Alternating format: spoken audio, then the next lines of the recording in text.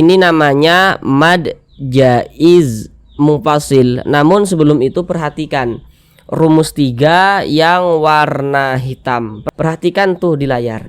Setiap huruf alif lam kalau dia berjumpa dengan salah satu daripada 14 huruf yang di samping itu, maka hukumnya adalah alif.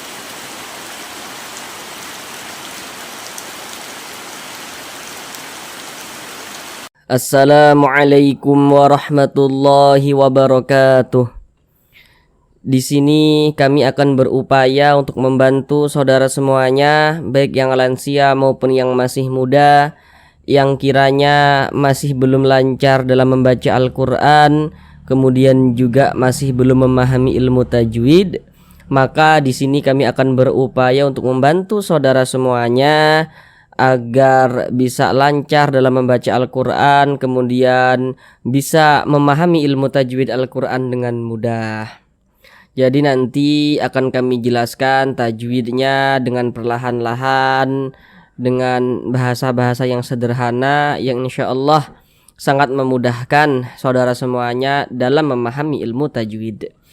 Baiklah, langsung kita mulai belajar mengaji Al-Qur'annya. Melanjutkan kembali belajar mengaji Al-Qur'an dengan uraian tajwidnya yang perlahan-lahan. Sekarang ini kita masuk pada surah Yasin ayat yang ke-17. Sebelumnya telah kita bahas ayat yang ke-16, sekarang ayat yang ke-17. Jadi kita belajarnya itu perlahan-lahan saja, sedikit-sedikit saja. Yang terpenting langsung dapat bisa memahami ilmu tajwidnya. Seperti itu. Mari kita baca bersama-sama. A'udzu billahi minasy syaithanir rajim.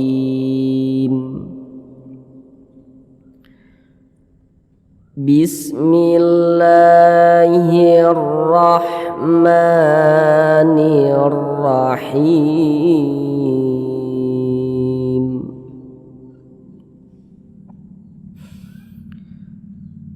Wa ma 'alaina illal balaghul mubin.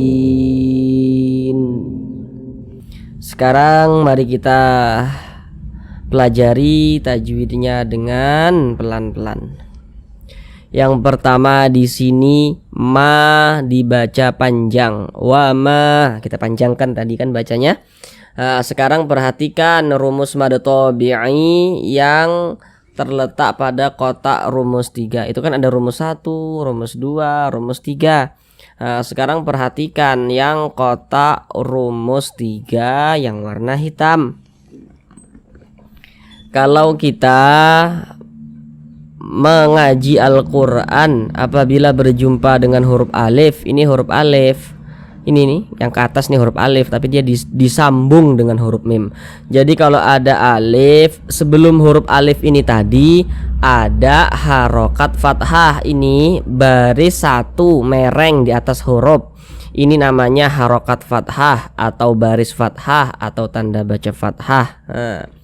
Jadi kalau ada alif sebelumnya ada harokat fathah, maka huruf yang memiliki harokat fathah ini dibaca panjang.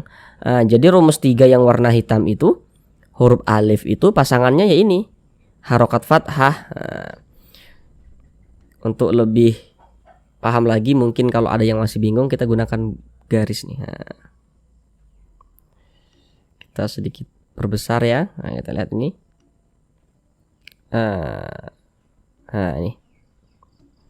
Ini alif, pasangannya ini nih, ini harokat fathah nih. Sehingga ma dibaca panjang, mad tabi'i panjangnya itu 2 harokat. Wa ma 'alaina. Di sini ada huruf ya sukun. Ini huruf ya, ini tanda sukun tuh seperti ini. Huruf sukun itu biasa disebut juga dengan huruf mati. Jadi kalau saudara dulu pernah mengaji, mungkin guru ngajinya bilang ini huruf mati. Nah itu huruf sukun, itu sama saja maksudnya. Kalau ada huruf ya, ada tanda sukun, sebelum ya sukun ini ada harokat fathah, ada huruf ya, ada tanda sukun. Sebelumnya ada nih harokat fathah baris satu di atas huruf. Nah, perhatikan tuh di layar. Perhatikan yang nomor 2 itu kan huruf lin ada 2. Perhatikan tuh yang di kotak nomor 2 tuh. Nah, ada huruf ya sukun yang sebelumnya harokat fathah, maka huruf ya sukunnya adalah huruf lin. Nah, kita baca dulu mudah. Jangan sampai condong ke huruf e. Kita baca wa ma alaina. Jangan dibaca alaina ale jangan. Nah, tapi dilunakkan saja wa ma alaina begitu. Nah, dibaca panjang. Ini namanya mad jaiz mufasil. Namun sebelum itu perhatikan rumus 3 yang warna hitam. Perhatikan rumus 3 yang warna hitam. Kalau kita mengaji Al-Quran berjumpa dengan alif, ini alif. Yang rumus 3 warna hitam tuh ada alif. Sebelum alif ada huruf yang memiliki harokat fathah, maka huruf yang memiliki harokat fathah ini dibaca panjang. Ini dibaca panjang sama dengan ini. Cuman bedanya ini mad tabi'inya itu berjumpa dengan ini huruf hamzah. Dia di lain kalimat atau di lain kata yang awalnya mad tabi'i, karena dia berjumpa dengan ini dengan huruf hamzah, maka dia berganti nama, dia menjadi mad jaiz mufasil. Panjangnya itu 4 sampai 5 harokat, 4 harokat sampai 5 harokat. Kita panjangkan. Wa ma 'alaina illal balaghul mubin. Di sini ada alif lam, setelahnya huruf ba atau huruf alif lam yang berjumpa dengan huruf ba. Perhatikan tuh di layar. Setiap huruf alif lam kalau dia berjumpa dengan salah satu daripada 14 huruf yang di samping itu, maka hukumnya adalah alif lam qamariyah. Ini alif, ini lam. Dia berjumpa dengan huruf ba. Coba kita lihat di layar tuh. Huruf ba termasuk salah satu huruf qamariyah, maka alif lam yang berjumpa dengan huruf ba, dikarenakan huruf ba ini huruf qamariyah, maka hukumnya alif lam qamariyah. Sehingganya huruf lamnya ini dibaca izhar, dia terbaca jelas, dibaca jelas. Kalau qamariyah tuh huruf lamnya dibaca. Kalau syamsiyah dia tidak ada tanda bacanya, dia langsung masuk ke huruf setelahnya begitu. Nah, ini makanya kalau ada yang mengatakan ini alif lam qamariyah, ini izhar qamariyah, itu maksudnya sama saja. Illal bala, kemudian la dibaca panjang. Perhatikan rumus mad tabi'i yang terletak pada kotak rumus 3, tapi yang warna hijau. Rumus 3 tuh yang warna hijau. Perhatikan kalau kita mengaji Al-Quran berjumpa huruf, di atas huruf itu ada tanda seperti ini, tanda harokat berdiri, tanda baca harokat fathah berdiri. Ada harokat fathah berdiri ya, tanda baca fathah berdiri ya. Bentuknya alif kecil seperti ini. Jadi huruf kalau di atasnya ada tanda seperti ini, maka huruf tersebut dibaca panjang. Sehingganya la dibaca panjang. Ini juga sama, ini namanya mad tabi'i. Akan tetapi kalau mad tabi'inya itu ditulis dalam bentuk yang warna hitam itu, dalam bentuk rumus yang warna hitam, rumus 1, rumus 2, rumus 3 yang warna hitam, nah itu kan huruf madnya itu tampak. Kalau yang kayak gini kan tampak nih huruf madnya ini ada alif nih, ada alif. Kalau itu namanya mad tabi'i zahiri. Kalau ini kan dia huruf madnya itu dia tidak tampak, ditulis dalam bentuk alif kecil seperti ini. Ini namanya mad tabi'i muqaddar seperti itu.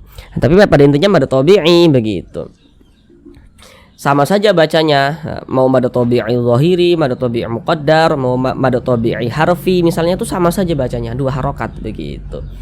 Illal balaghul mubin. Kemudian di sini ada alif lam. Setelahnya huruf mim atau alif lam yang berjumpa dengan huruf mim. Perhatikan lagi di layar. Setiap alif lam kalau berjumpa dengan salah satu daripada 14 huruf di samping itu, hukumnya adalah alif lam qamariyah. Ini alif lam berjumpa dengan huruf mim. Kita lihat tuh di samping kan, huruf mim itu termasuk salah satu huruf qamariyah, maka ini hukumnya alif lam qamariyah. Makanya ini huruf lamnya dia dibaca jelas. Illal balaghul mubin. Bin ini dibaca panjang. Ini namanya mad arid li sukun. Namun sebelum itu perhatikan dulu rumus mad tabi'i yang terletak pada kotak rumus 1. Rumus 1 perhatikan. Kalau kita mengaji Al-Quran berjumpa dengan huruf ya sukun, ini huruf ya, ini tanda sukun. sebelum ya sukun ada harokat kasroh. Ini baris satu, miring seperti ini di bawah huruf.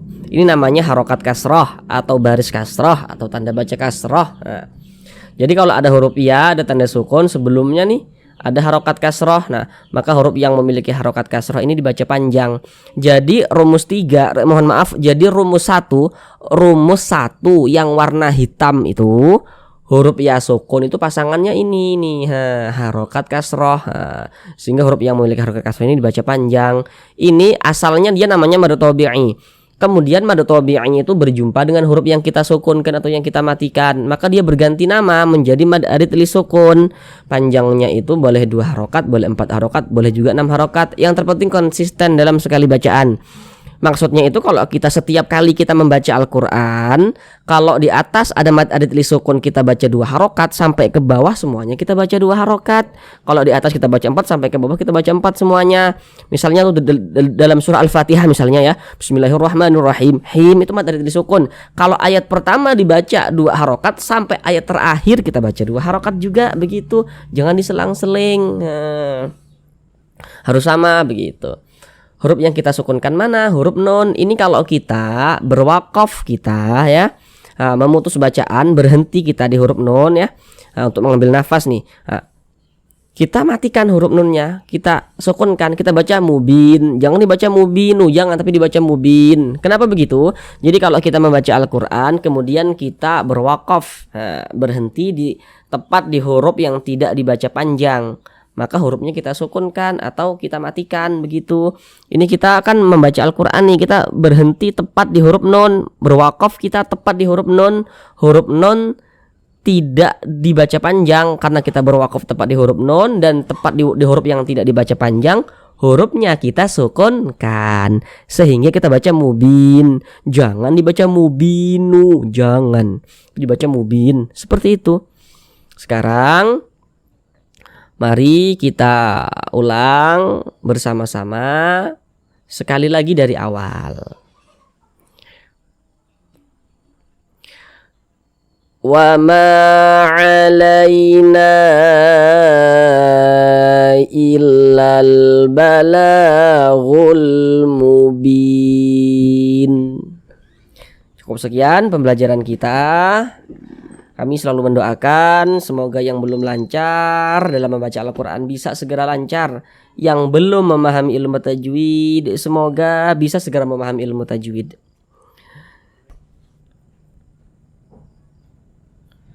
Assalamualaikum warahmatullahi wabarakatuh.